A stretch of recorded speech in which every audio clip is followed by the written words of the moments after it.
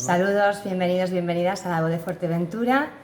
Vamos hoy a entrevistar a un periodista que tiene pues muchísimo prestigio. Él es Ricardo Ruiz Díaz, es un periodista que viene de Colombia a participar en ese Festival de las Culturas que este año está dedicado precisamente a su país. Viene a contarnos además qué es ser periodista en Colombia. Buenas, saludos.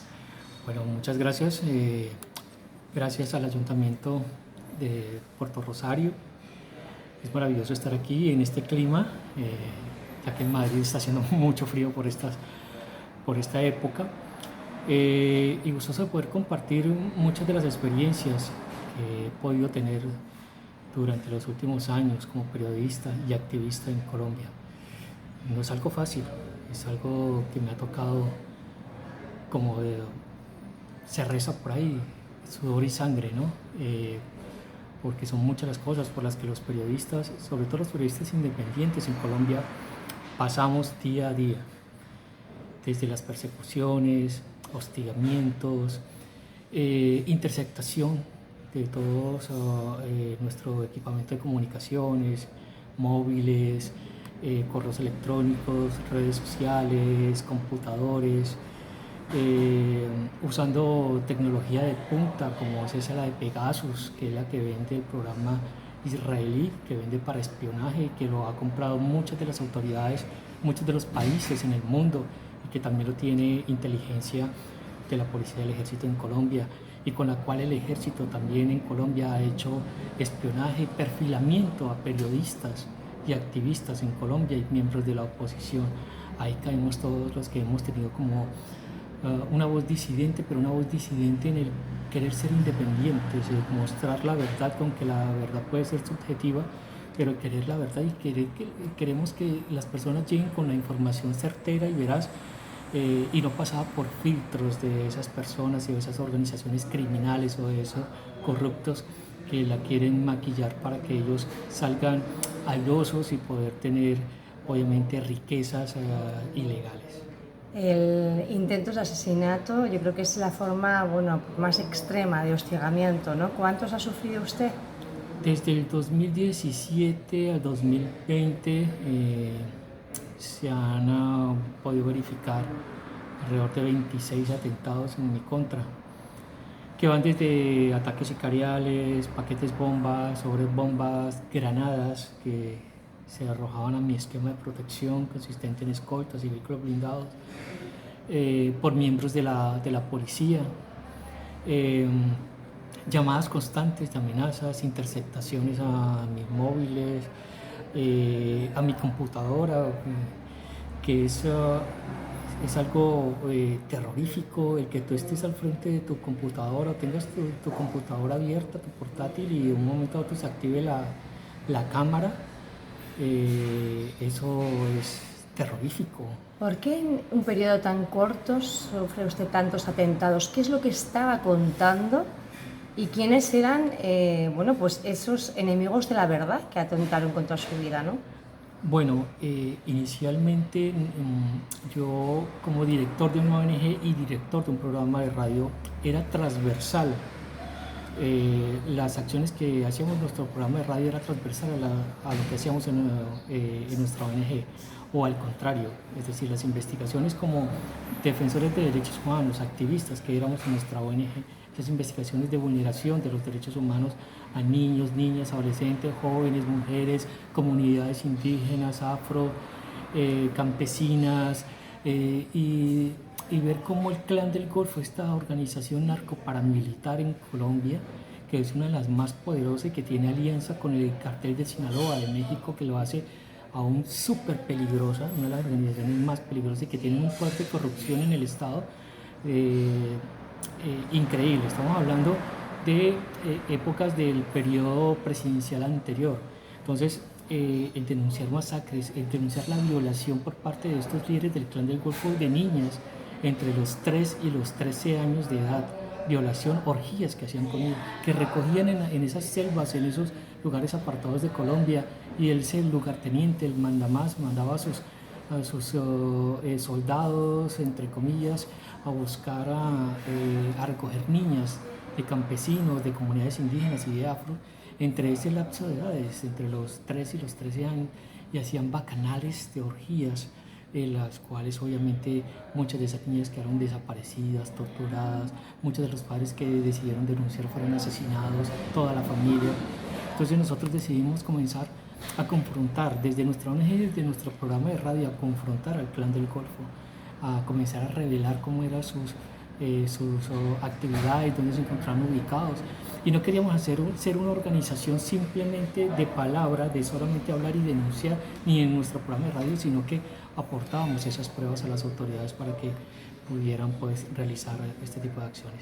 Obviamente que después vinieron los vínculos de esta organización criminal poderosa con miembros corruptos del Estado colombiano, desde la época del periodo presidencial hacia atrás, y con miembros de la fuerza pública, policía, ejército, que también eran corruptos y que cometían acciones barbáricas contra la población ordenadas por estos líderes de criminales.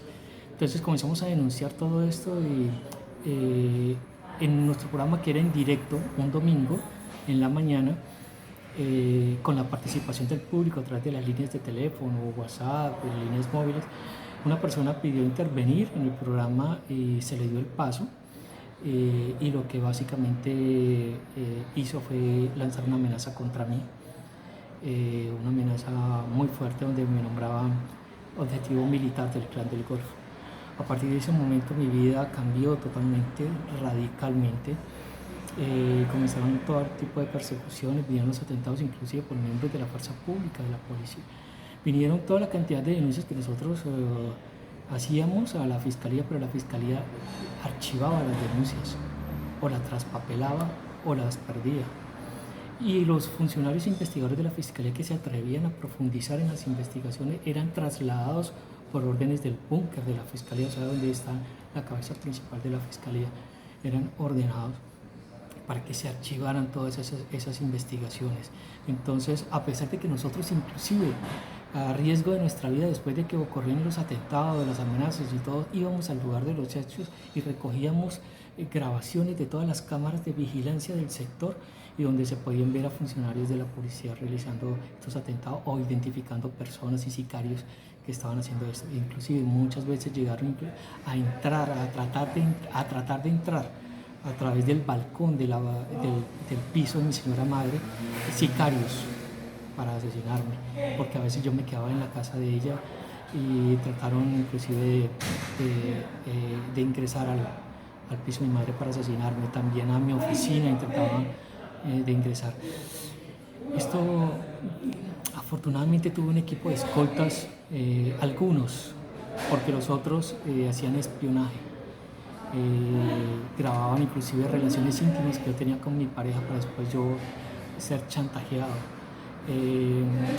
Tomaban fotografías con los líderes campesinos, afros, o con las personas con las que yo me reunía, les tomaban fotografías y video, para después estas personas resultaban siendo amenazadas. Entonces había espionaje porque miembros de la Unidad Nacional de Protección, que es el organismo estatal encargado de la protección de periodistas y líderes sociales y activistas, ellos eran que suministraban toda la parte logística, escoltas, vehículos blindados. El director y subdirector de esta organización comenzaron a ser parte de ese entramado contra mí, contra mi equipo de trabajo, y muchas veces intentaron quitarme inclusive el esquema de protección. ¿Cómo salió con vida de allí? Porque al final, bueno, pues terminó dejando Colombia, ¿no? Apenas inició la pandemia, cuando empezó todo el tema del confinamiento,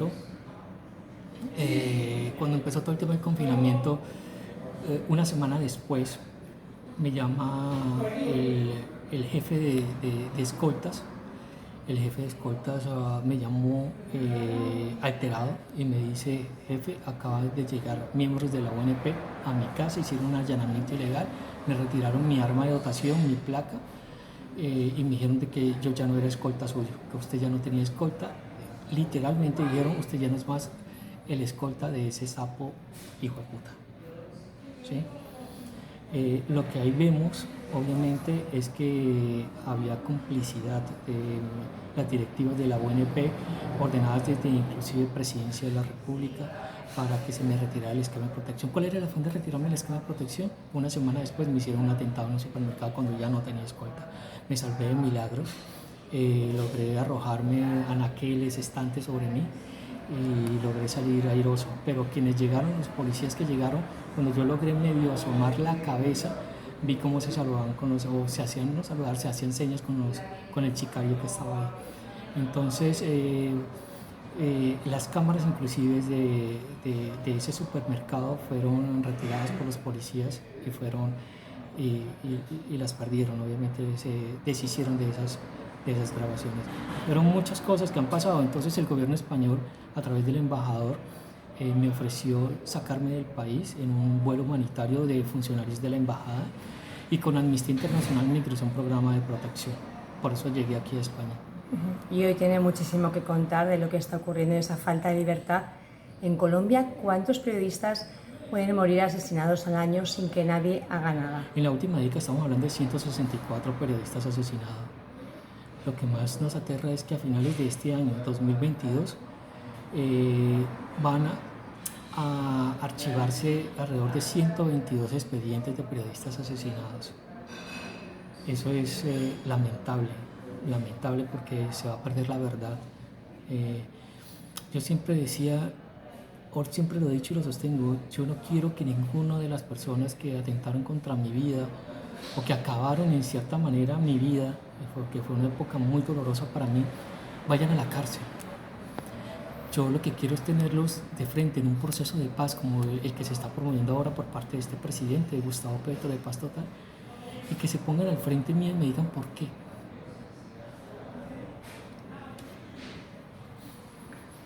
Se emociona lógicamente, es la historia de su vida. Él no está en su país, no puede estarlo. Confía en que ese proceso de paz pueda llegar a buen término con este actual presidente y poder volver y poder ejercer el periodismo en total libertad también en Colombia. De hecho, tengo una noticia desafortunada.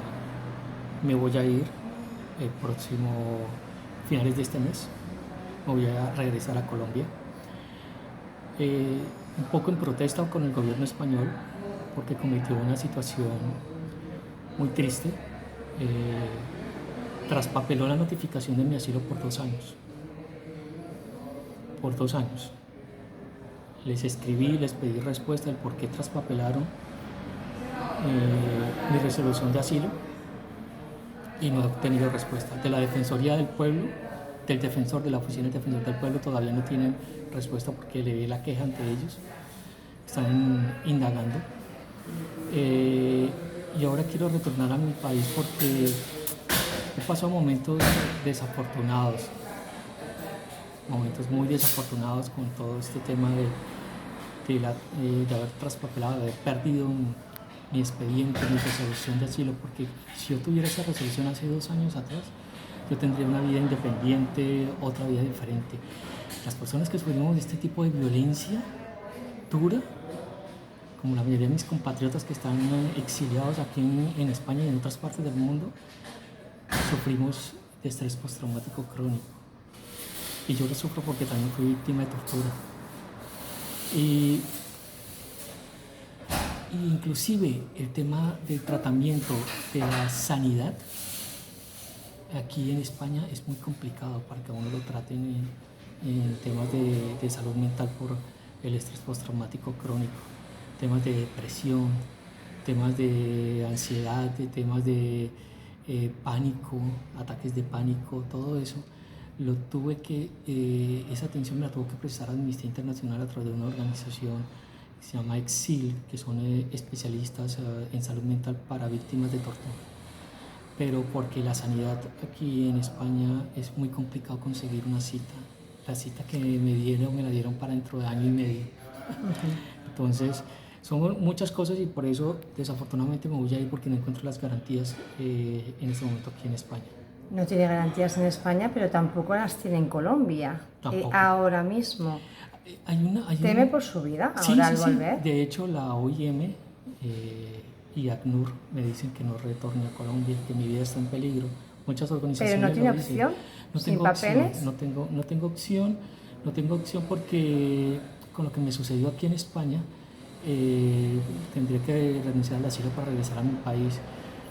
Pero un poco por la desesperación, sí, pero también porque creo en ese decir que es cuando pierdes el rumbo del camino, es bueno regresar al punto de partida. Y mi punto de partida es Colombia.